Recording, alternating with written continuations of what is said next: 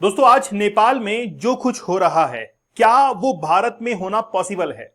तो मैं कहता हूं कि वाकई में पॉसिबल है, अगर भारत के अंदर भी स्पीच एंड एक्सप्रेशंस की जो फ्रीडम है उसको कहीं ना कहीं बंद कर दिया जाए, उस पर रेस्ट्रिक्शंस लगा दी जाए। लेकिन ऐसा होगा नहीं। हमारा Indian constitution as according to article 19(1) वो कभी भी ऐसा होने नहीं देगा, और हम लोग हमारे इंडियन कॉन्स्टिट्यूशन को कभी भी क्रॉस नहीं करते हैं। यहां पर ये जो आदमी आप लोग देख रहे हैं, बालेंद्र शाह इस व्यक्ति का नाम है। एक सिविल इंजीनियर, 35 साल की उम्र, और आज नेपाल का पीएम बनने को तैयार है। क्या गट्स हैं! मतलब आप मान के चलिए कि आज वहां के युवा, वहां के जेनजी, आप देखिए मैंने कल आपको जनरेशंस बताई थी, तो वहां के जो जेनजी हैं जिनका जन्म 1997 से 2012 के बीच में हुआ है, वो वहां के जेनजी हैं जिन्होंने बालेंद्र शाह को एज ए पीएम जो है वो देखना पसंद किया है। देखना यह होगा कि 3 लोगों की दौड़ है वहां पर पीएम बनने की, उसके अंदर क्या बालेंद्र शाह वहां के पीएम बन पाते हैं। आज न्यूज़पेपर यही कवर कर रहे हैं कि who is Kathmandu mayor Balendra Shah, the gen z favourite poised to succeed Oli as PM. तो केपी शर्मा ओली का यह बताया जा रहा है कि रिप्लेसमेंट है बालेंद्र शाह।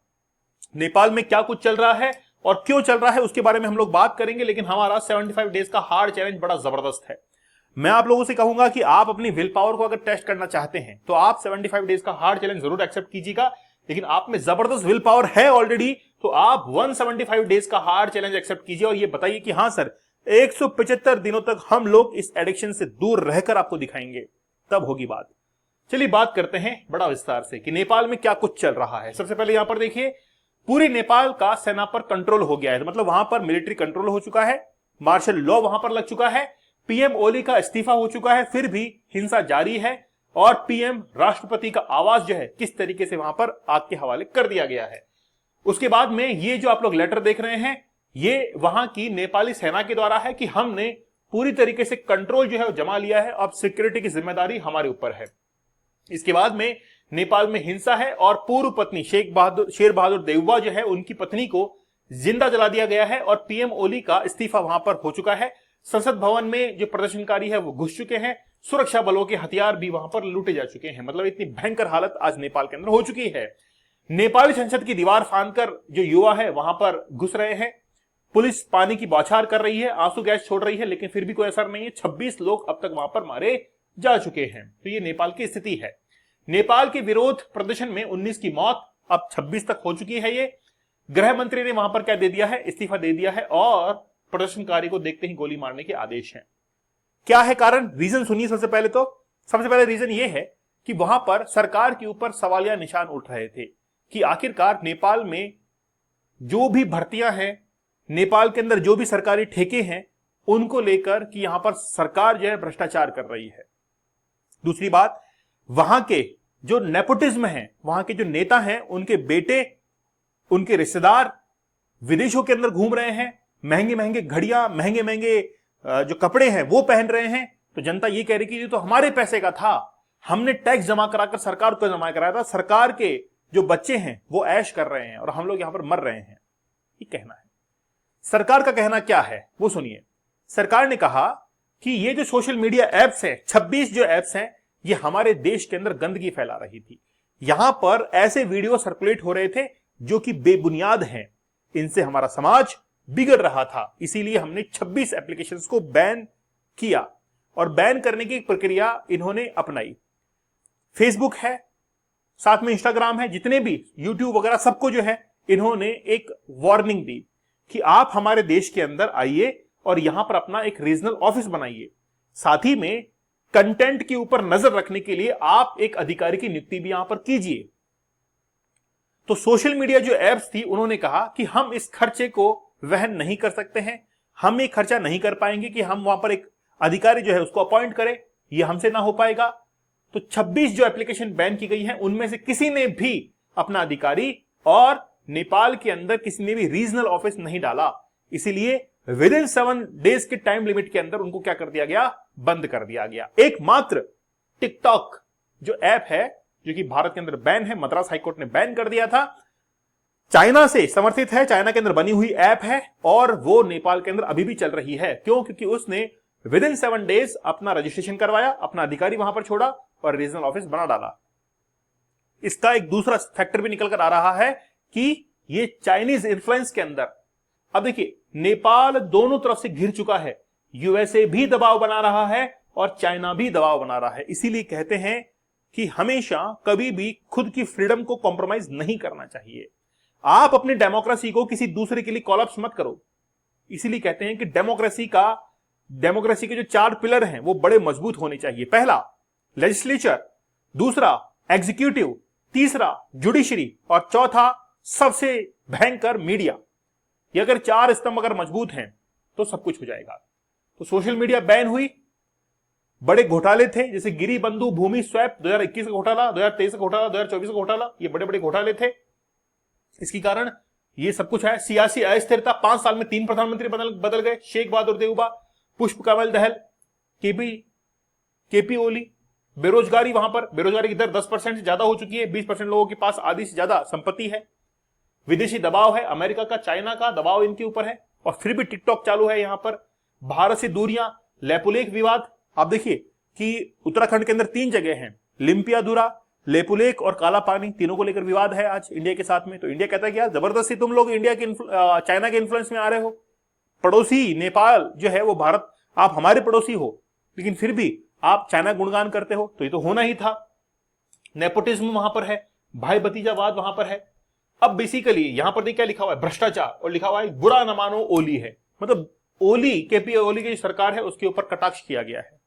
अब सबसे पहले भारत के पड़ोसी देश श्रीलंका के अंदर भी ऐसा हो चुका है, वहां पर तख्ता पलट हो चुका है। श्रीलंका के अंदर ऐसा हो चुका है ना। भारत के 3 पड़ोसी देश में आपको बताता हूं, श्रीलंका है, उसके बाद में बांग्लादेश में देखिए 5 अगस्त 2024 को शेख हसीना भारत के अंदर आ चुकी है ना, तख्ता पलट के बाद में।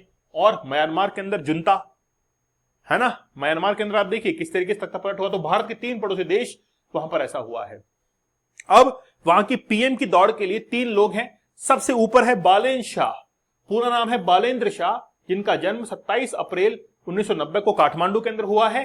भारत से इन्होंने स्ट्रक्चरल इंजीनियरिंग मतलब मास्टर डिग्री इन्होंने भारत से की है, और काठमांडू के मेयर रह चुके हैं। 2022 में स्वतंत्र उम्मीदवार के तौर पर चुनाव लड़ा था इन्होंने, जीत गए थे। टाइम्स मैगजीन ने विश्व के 100 जो सबसे फेमस जो लोग हैं उनके अंदर इनको शामिल किया था। इनके ऊपर विवाद भी है कि आदि पुरुष के डायलॉग से नाराज होकर कहा था कि काठमांडू में यह फिल्म रिलीज नहीं होने देंगे। तो आदि पुरुष आई थी, आप लोगों को पता है। दूसरे व्यक्ति हैं डॉक्टर सैंडुक रुइट, 4 सितंबर 1954। अब बात यह है कि आप देखिए 71 साल की उम्र है। अब जैनजी तो नए हैं, जैनजी जो है वो तो नया खून है, वो इनको पसंद नहीं करेंगे, इसीलिए ये मुश्किल है। नेपाल के मशहूर नेत्र विशेषज्ञ हैं, डॉक्टर हैं ये, ठीक है। गॉड ऑफ साइट यानी दृष्टि के देवता नाम से मशहूर हैं। सुदन गुरुन के हामी नेपाल एनजीओ से जुड़े हुए हैं। अभी जो ये जो पूरा ग्रुप चल रहा है, ये जो सब कुछ चल रहा है नेपाल के अंदर, उसके पीछे हामी नेपाल, ये जो आप लोग देख रहे हैं एनजीओ, इसका बहुत बड़ा सपोर्ट है उनको। 2006 में पद्मश्री रेमन मैक्सेस अवार्ड इनको मिल चुका है। 2018 के अंदर भारत में पद्मश्री से भी इनको सम्मानित किया जा चुका है। फिर है कुलमान घिंसिंग, 25 नवंबर 1970, 54 साल की एज है। बिजली संकट और लोड शेडिंग खत्म करने वाले रोशनी के पुरोधा के रूप में जाने जाते हैं। जैन जी को आने वाले भविष्य मानते हैं। अंतरिम सरकार में युवाओं को लीडर बनाने की बात इन्होंने कही है, लेकिन फिर भी अभी जो है वो बालेंद्र शाह क्या है, सबसे आगे है। अब एक्चुअली में कौन है क्या है, तो बालेंद्र शाह ने जो है वो ट्वीट करके एक ये कह दिया कि आप जो है संसद के अंदर ऐसा करो, मतलब पूरी तरीके सपोर्ट कर दिया है। लैंग्वेज जो है वो समझ में नहीं आ रही होगी, लेकिन फिर भी मैं आपको इसको थोड़ा सा ट्रांसलेट कर देता हूं कि एक्चुअली में क्या है कि जो संपत्ति को क्षति हुई है उसके लिए भी माफी मांग रहे हैं, कह रहे कि नहीं ऐसा मत करो, है ना, और ये कह रहे हैं कि भाई ठीक है मैं आप लोगों को सपोर्ट कर रहा हूं। तो ये बेसिकली युवाओं के एक बहुत बड़े नेता सामने निकलकर आते हैं। अब क्या है, the rally is clearly spontaneous movement of Gen Z. सबको पता है कि जेनजी जो है इसको चला रहे हैं।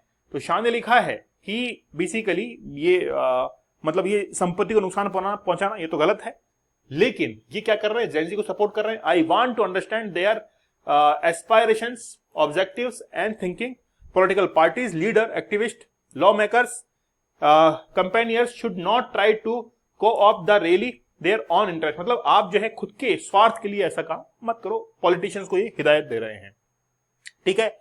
बालेंद्र शाह जो है इनका जन्म 1990 के अंदर हुआ है। बालेंद्र शाह ने सिविल इंजीनियरिंग की है नेपाल से, ठीक है, और मास्टर डिग्री जो है इन्होंने की है विश्वेश्वरैया टेक्नोलॉजी यूनिवर्सिटी इंडिया से इन्होंने अपनी मास्टर डिग्री कर रखी है। पहले ये पॉलिटिकल कैरियर रह चुका है, मैंने आपको ऑलरेडी बता दिया है। तो सोशली इनका इंपैक्ट बड़ा जबरदस्त है, इसलिए हो सकता है कि आगे आने वाले समय के अंदर क्या बन जाए, ये वहां के पीएम बन जाए। ठीक है। Shah entered politics as an independent, तो इंडिपेंडेंट कैंडिडेट के तौर पर ये आए थे और 2022 के अंदर काठमांडू मेयर का ये इलेक्शन 71,000 वोटों से ये जीत गए थे। ठीक है। उसके बाद में इनका जो विवाह है वो सबीना काफले के साथ में हुआ है एंड कंटिन्यूस एंगेज विथ है पब्लिक वाई सोशल मीडिया। तो सोशल मीडिया के ऊपर ये बहुत अच्छे से एंगेज है लोगों के साथ में। ठीक है। और बेसिकली बात यह है कि युवाओं के चहेते इसलिए हैं क्योंकि खुद भी युवा ही हैं अभी और पढ़े लिखे हैं, इंडिया से इन्होंने एजुकेशन कर रखी है। और मैं कहता हूं कि अगर वाकई में ये बन जाते हैं तो भारत के साथ में भी रिलेशन काफी अच्छे हो जाएंगे नेपाल के, कि जितने भी विवाद हैं वो सब खत्म हो जाएंगे और चाइना का इन्फ्लुएंस भी खत्म हो जाएगा नेपाल के ऊपर। तो अगर ये बनते हैं तो भारत के लिए भी एक अच्छी बात होगी। ठीक है दोस्तों, आप लोग हमारे डीप वर्क के कोर्स को जरूर ज्वाइन कीजिएगा। पावर ऑफ फोकस बड़ा जबरदस्त है। मैं आपसे कहता हूं कि 30 दिन के अंदर, महज 30 दिन के अंदर आप बहुत कुछ इसके अंदर सीख जाएंगे। अगर आप में विल पावर है, पोर्नोग्राफिक एडिक्शन, अगर आप इसे बाहर निकलना चाहते हैं तो 75 डेज का हार्ड चैलेंज एक्सेप्ट कीजिए। अगर आप में जबरदस्त विल पावर है तो आप 175 डेज का हार्ड चैलेंज, मैंने 175 दिनों तक लगातार लाइव आपको टेक्निक सिखाई है, इंप्लीमेंट करवाई हैं, ताकि आप लोग इस एडिक्शन से बाहर निकले। आप लोग जरूर इसको ज्वाइन कीजिएगा। ओके, दीपक इंदौर ऑफिशियल टेलीग्राम पर मुझे जरूर ज्वाइन कर लीजिएगा। तो मिलते हैं आप लोगों से अगले सेशन के अंदर, तब तक धन्यवाद, थैंक यू।